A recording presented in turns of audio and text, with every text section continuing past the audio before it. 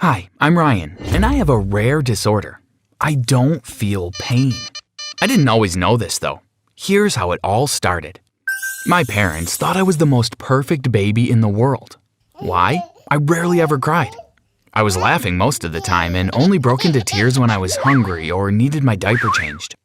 My parents' friends who also had babies were so envious that my parents were able to get a full 8 hours of sleep each night.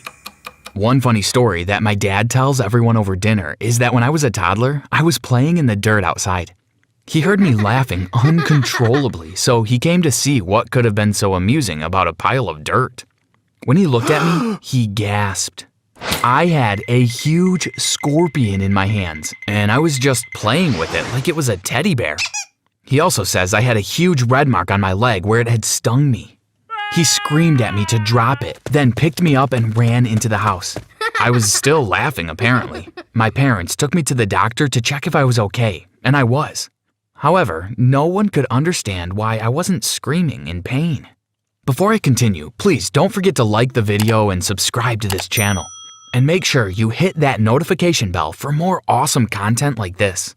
I had 2 older brothers who were always pushing each other around, and when I was big enough to play their wrestling and boxing games, they included me too. They were always hitting or punching me, and instead of crying, I just hit and punched back harder. They'd often stop the games because they were in so much pain. I found it all amusing because I felt nothing. When I was about 6, my family and I were on the beach, and my mom got a sea urchin stuck in her foot. She screamed and shouted in pain. Then she burst into tears. My father tried to pull it out, but the more he tried, the more it hurt. I really couldn't understand why it affected my mother so much, so I went into the sea and caught another sea urchin. I dropped it onto the sand and jumped on it. It tickled. "Mom, this is fun. Why are you crying?" I said. "Oh my God, Ryan," she said. We both had urchins stuck in our feet. I was giggling and my mom was crying. My poor dad had to deal with it all. He drove us to the hospital where they helped us to remove the spikes. For my mother, this seemed unbearable, but it didn't affect me at all. And I guess that is when I realized I was a bit different. I decided to use this difference to my advantage. At school, I developed the nickname Fearless because I was always doing the most outrageous stunts.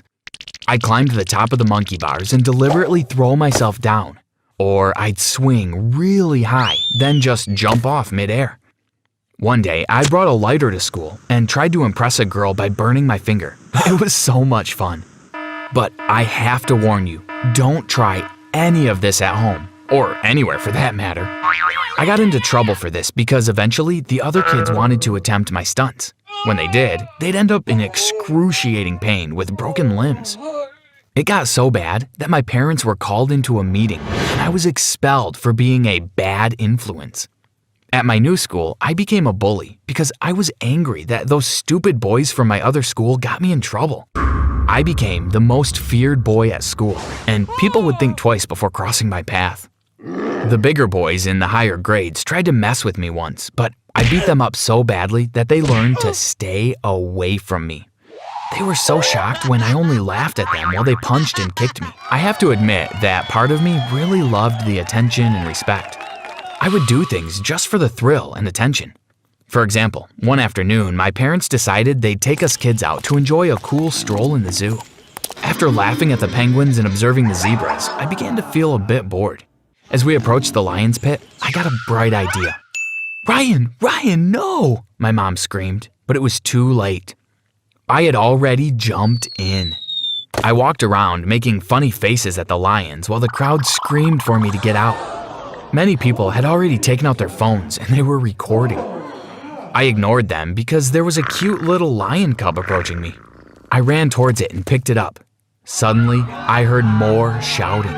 "Ryan, look out!" my dad said. Before I could even turn around, a lioness, the cub's mother I guess, jumped on my back and bit my arm. I turned around and pried her jaws apart with my bare arms. Then I laughed and hopped out of the lion's pit. I was bleeding, but I seemed totally unbothered by the whole incident. I went viral that same afternoon. Everyone was talking about me. In the weeks that followed, I became so popular that I was invited by several talk show hosts to talk on their shows. It was all the attention I'd been craving, and more. As a teenager, I continued participating in extreme sports. I got tired of the bully reputation, so when I moved to high school, I hung out with the tough kids who were also into extreme sports. We called ourselves the Daredevils, and every other week we'd try a different challenge. We went mountain biking, paragliding, skydiving, and base jumping, but my ultimate favorite was cliff diving. I loved the adrenaline rush I'd get while falling through the air and then crashing on the sea. Unlike my friends, I had absolutely no fear. One afternoon on one of our cliff diving adventures, I had an experience that influenced the rest of my life. It was just like any ordinary day, but while making silly gestures on a cliff, I ended up losing my balance. Instead of falling into the sea, I hit the rocks and I ended up breaking both my arm and my leg. I only knew this because this is what the x-rays at the hospital revealed. I felt completely fine. Luckily, my problem could be easily fixed, but the doctors were extremely puzzled about why I seemed to feel no pain at all. Although I could have been discharged earlier, they decided to keep me longer. Several tests were conducted, and after that, they did several more. After what seemed like weeks, they called me and my parents to a meeting. Many doctors were present, and everyone looked at me like I was some sort of alien. The head doctor looked at my parents and said, "This is something we've never seen before at our hospital. Your son Ryan is incapable of feeling pain," he said. "What?" my dad said. "Think about the way he has behaved his whole life. I'm pretty sure there were many clear indicators, but now that we've done the tests, we know for sure," replied the doctor. "Well, there was the scorpion sting when he was a baby, and he never cried when his brothers hit him, and he'd do all kinds of crazy stunts in elementary school. Then the lion." My dad went blank for a while, and then it all clicked. "Well, Ryan needs to be extremely careful because he is unable to feel pain. He seems to constantly put himself in life-threatening situations. He will do things that ordinary humans would probably think twice about attempting. Think about it. He could have killed himself while jumping off that cliff," he said. "Our suggestion is that he stops engaging in dangerous sports. Can you just calm down and behave like a normal young man for a while?" he said while looking at me. "I don't really care what any of you have to say," I said while walking out of the room and slamming the door. I was angry. How dare they all talk about me like that while I was right in the room? I loved my life, and I loved the adrenaline rush I felt when I took risks. I wasn't about to put myself in a bubble just because I couldn't feel pain. Instead of persuading me to be careful, the doctor's revelation caused me to feel like I was superior to everyone else. I decided to use my ability to make money. I started making videos while I hurt myself to see if I could get lots of views on YouTube. I did everything I could think of. I stuck needles in my hands, smashed bricks on my head, and one time I even set myself on fire. People were horrified, but I found it hilarious. I gained more and more views and more followers. When I finally hit 1 million, I felt the greatest sense of accomplishment I had ever felt in my life. I also continued my dangerous stunts, and when I was old enough to drive, I did every single thing I was told not to do in driving school. I also bought a motorbike, which became my favorite thing in the universe.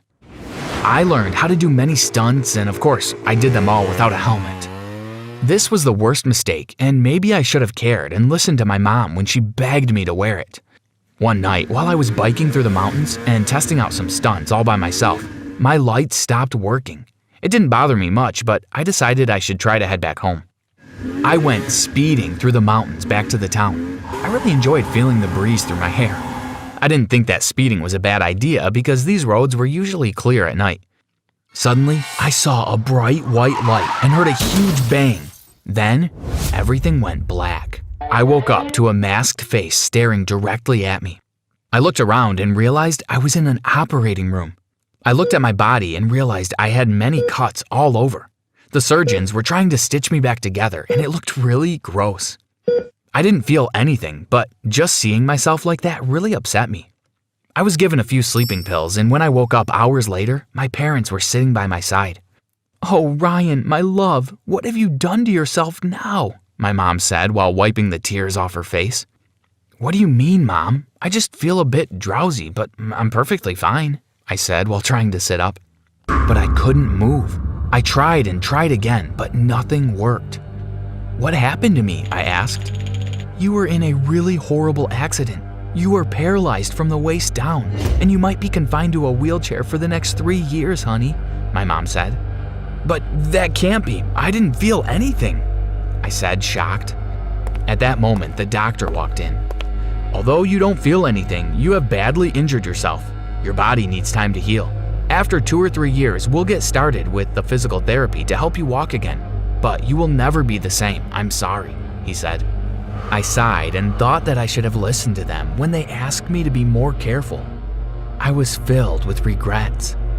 I now have 1 year left to go, and I'm really hoping that I'll be able to stand soon. Although I still can't feel pain, I feel humiliated and frustrated like this. I should have made better decisions, and when I get out of this wheelchair, I will stop seeking attention and I will try to be a lot more careful.